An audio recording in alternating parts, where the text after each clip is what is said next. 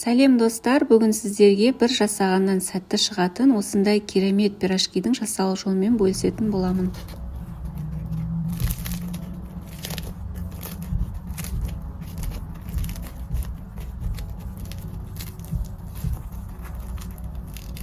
Өздеріңіз байқағандай, пирожкиіміздің сырты қытырлап, жұмсақ болып шығады. Бұлай қамырын қалай жасаймыз, толық осы видеода түсіндіретін боламын. Осы қамырмен майда пісіруге болады, немесе духовкада пісіруге болады. Видеоны толық соңына дейін қарап, менімен бірге болыңыздар.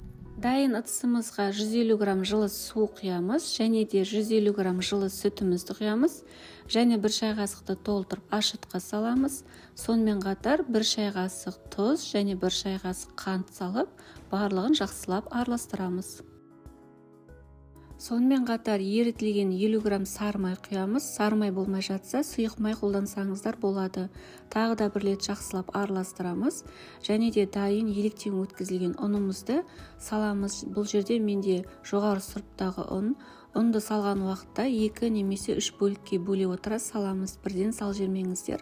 Және де айта кететін достар, ашытқының, яғни дрожждың жақсы түрін қолданыңыздар. Сапалы, мерзімі өтпеген, балғын жақсы түрін қолданыңыздар.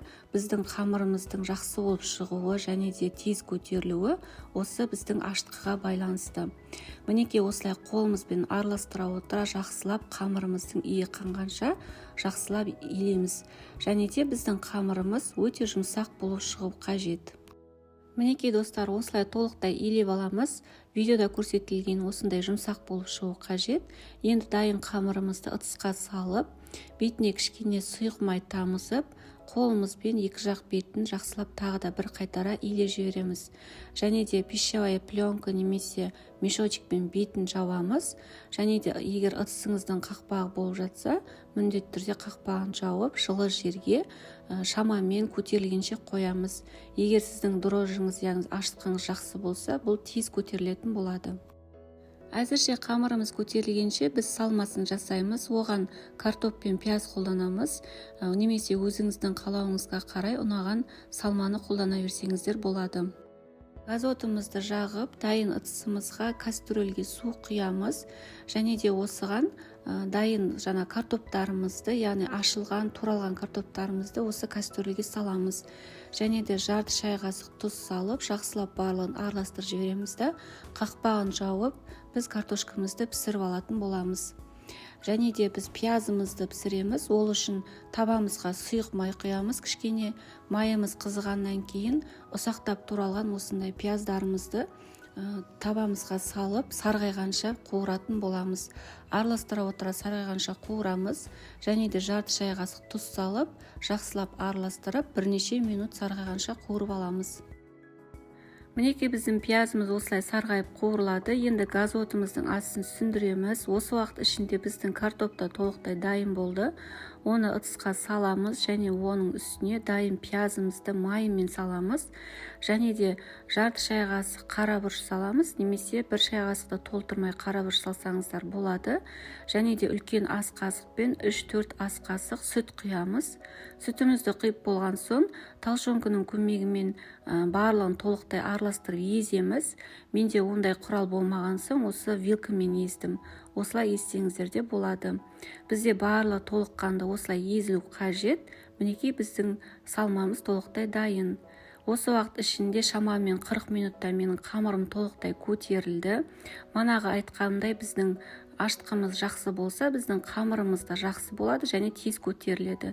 Енді қолымызбен 1-2 рет басып жібереміз де, енді қамырымызды, яғни алып, пирожкиімізді жасайтын боламыз.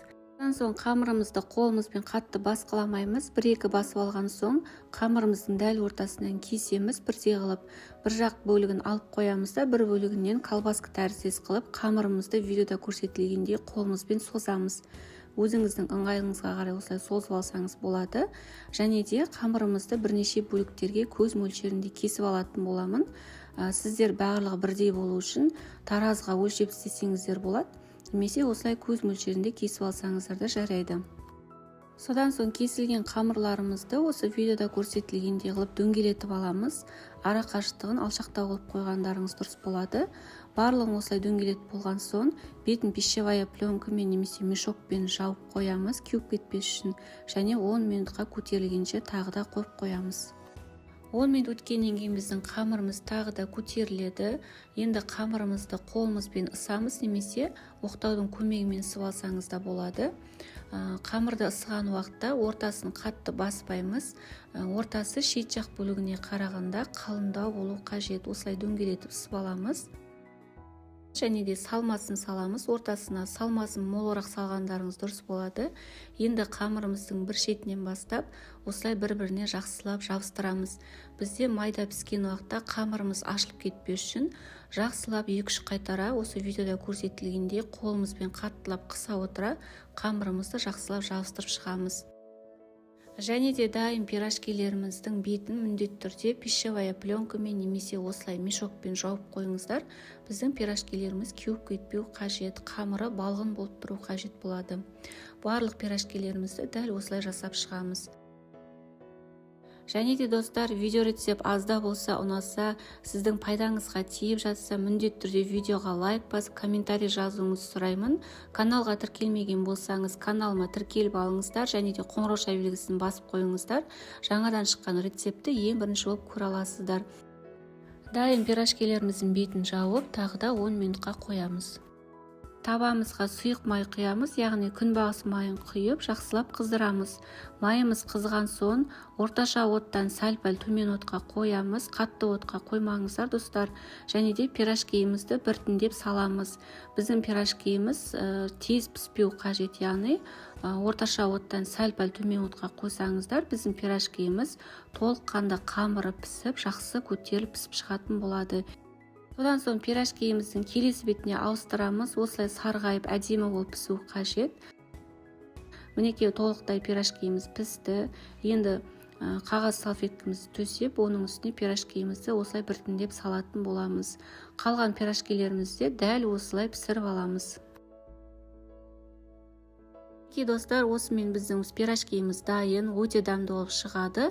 Бұрын соңды пирожкилеріңіз дұрыс шықпай жүрсе, осы рецептпен жасап көруге кеңес беремін.